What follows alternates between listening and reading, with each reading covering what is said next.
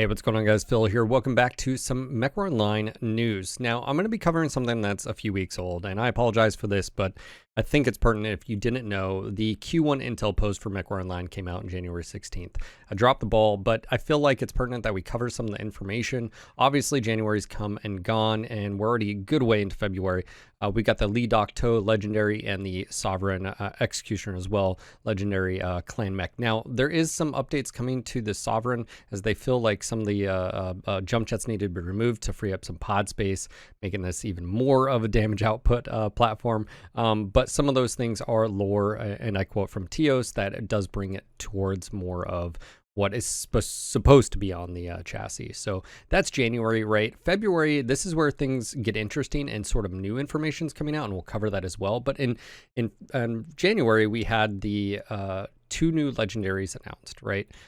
We had the Warhawk, and this is the Kaisai, I don't know how you pronounce that, legendary mech, Warhawk, and then the Black Knight Red Reaper. Now, what's interesting with this is we get concept art for the Black Knight. You can see her very, well, the first thing, it's a large shield. It's a right-handed large shield. This also is reminiscent of the Centurion Onyx that we just got. I figured it's probably going to be very similar to the performance and use case scenario, having a torso twist. I still feel like a 45-degree angle would have been a little bit cooler and better, sort of help just to protect at an extreme. So I don't know if that's ever possible. I still sort of say the same thing on the Onyx as well. Just like a 45 where it's not blocking torso mounts, but just like right there would be really awesome. But anyways, this is what it looks like. And then March, I did not cover this and I should have, and again, apologize. We had new weapons coming in March. And for those that are unaware, we've got Inner Sphere weapons, light AC2s and AC5s, which is a modified version of the autocannon that sacrifices cooldown range for lighter weight. And again, so that basically means, longer cooldowns, but, the weapons are, subjectively lighter, so you can fit them on lighter mechs. Or in large numbers as well, so that you could have multiple light AC2s with some big guns as well. You've got the Silver Bullet Gauss Rifle, a modified Gauss Rifle that fires its shells in a spread pattern with rapid cooldown. And again, it sounds like basically a LB Gauss Rifle, right? That spreads out, which is basically like a shotgun, if you will. Mag Shot Gauss Rifle, a much smaller Gauss Rifle designed for targeting smaller opponents. And again, that's interesting as well. We don't know any more details other than that. Of course, by the way, any of these, you can go to like Sarna.com, look up the weights and stuff. They're not going to like modify any of that, I think. Obviously, the one thing they could modify is the critical slots that it might take or something like that. And lastly, for Inner Sphere, we have Thunderbolt 5, 10, 15, and 20. It's a medium-range lock-on high payload missile system. This also reminds me a lot of like Inner Sphere ATMs, if you will. And obviously with the LRM changes that we've recently seen, it's going to be interesting how these fit in. Then we get into Clan Proto AC2s, AC4s, AC8s. It's similar to basic IS light autocannons, modified autocannon with increased weight, savings, longer cooldown, shorter range. And again, this is really going to be interesting, I think, for a lot of the lighter and medium mechs that can't necessarily bring the big guns. They just don't have the omnipod or pod space.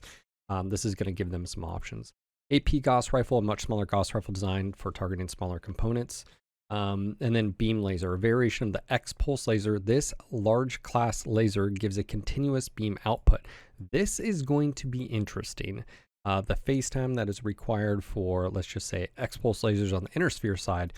Are we going to see like dire wolves and so forth up on the ridges of, Emerald Vale, just continuous beam laser the entire time? I'm also interested to see if it's going to ramp up damage, or is it constant? Of course, we just don't know. So this is all speculation. And then a big one here is plasma cannons. This is why it's interesting. In the past, I asked about plasma cannons, and I was told no, absolutely not. It's a lighter version of Clan ERP. This weapon deals a slight amount of heat damage along with regular damage. This is a difference between, let's just say, tabletop build rules and what's going to be an MWO. In tabletop, it only does pretty much just heat, right? It transfers that heat to the target. Same thing with like Battletech by HBS or BTA or Rogue Tech, right? So this is going to be interesting. I assume they're going to have a limit of 90% heat, just like flamers, so you can't stun lock anybody, which again, I will toss out here. The only weapons at the moment you can be stun locked by are IS LRMs. Interesting. I'll just leave it there. And of course, we've got a new update to all this, and let's go ahead and dive into that. The new Hunchback designs are live at nogutsnogalaxy.net. Grab yours today. You've been a good mech warrior, have you not? Okay, on to the news that just dropped today, and this is February 8th of 2024. It is by Matt Newman. Let's just go ahead and update this. Greetings, mech warriors. Hope you enjoyed these little updates and teases as much as we enjoy putting them together. The team, with the help of the Cauldron, is putting a lot of hard work into the game. Event queue request queue is cool new thing. We're getting the next free mech event together while we get this patch ready to ship. As always, we'll look forward to hearing back from your feedback. All right, so the first thing we're going to look at, and it looks like we're going to get loadout details soon in the patch notes in February, is the Black Knight Red Reaper. I will say my first initial impressions are I really dig the the bolt on here. It reminds me actually of like the first Iron Man, suit that he put together. But another glaring thing here is the Red Reaper now has a sword.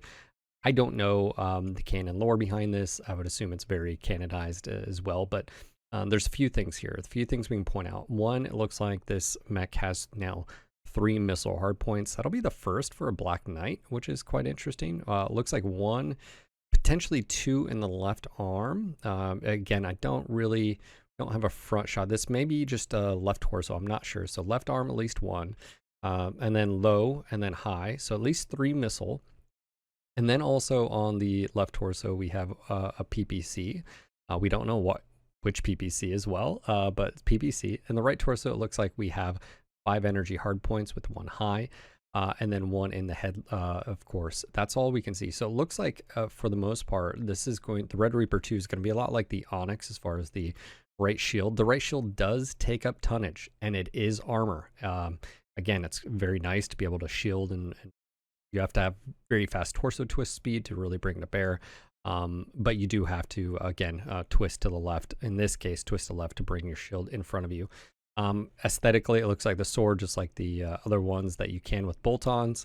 But overall, my first initial impressions on aesthetics, I actually really dig this. I think they did a good job.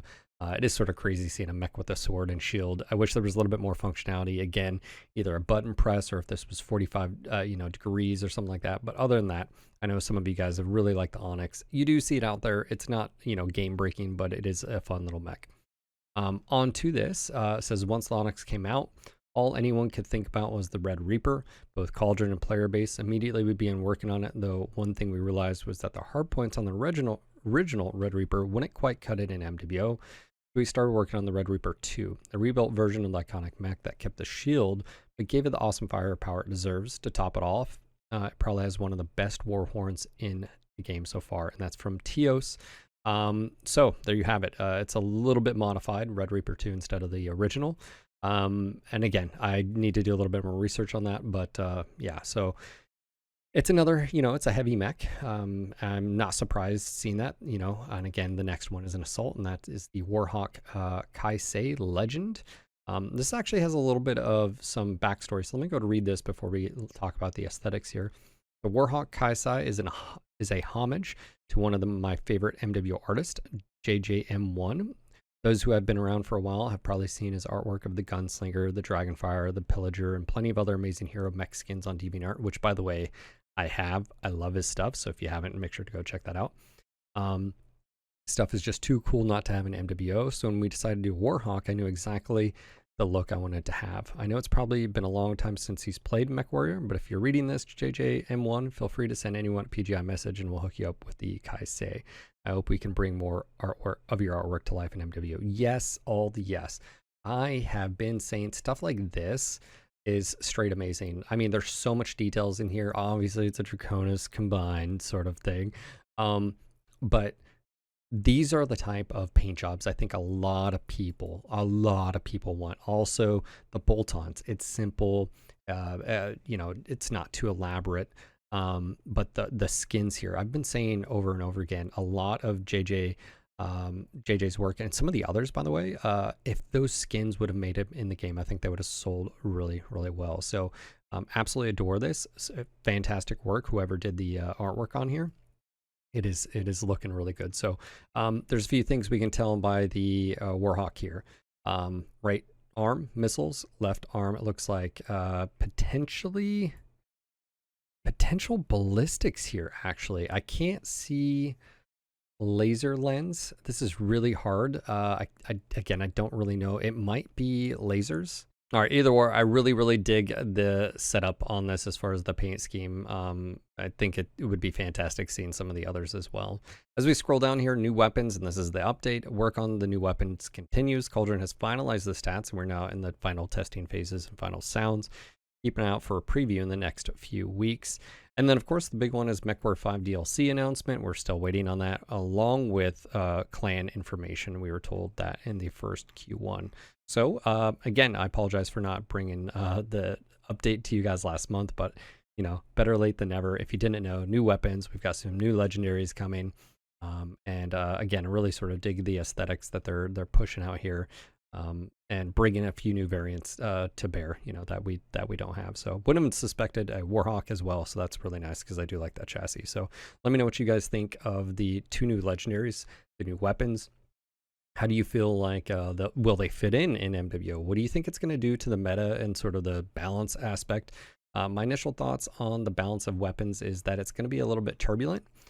Just like the last weapons, some hit right on the nail and some need some adjustments. Just like the hags are finally, I think, in a good place. I do feel like plasma cannons could potentially be very strong. Same thing with some of the other weapons, so we'll have to sort of wait and see. But we'll report on more as we get it, as we get closer to March here. So anyways, again, let me know down in the comments how you guys feel about the Intel new weapons and new mechs. And are you going to buy these? Are legendaries something that you've been enjoying? And of course, we don't have the loadouts exactly or stats yet, but that will be provided in the patch notes. And I'll make sure to do a patch review when it comes out. I hope to see you guys over on Twitch. By the way, I do stream Monday, Tuesday, Thursday, Friday at twitch.tv/NGNGTV. Make sure to swing by, drop a follow.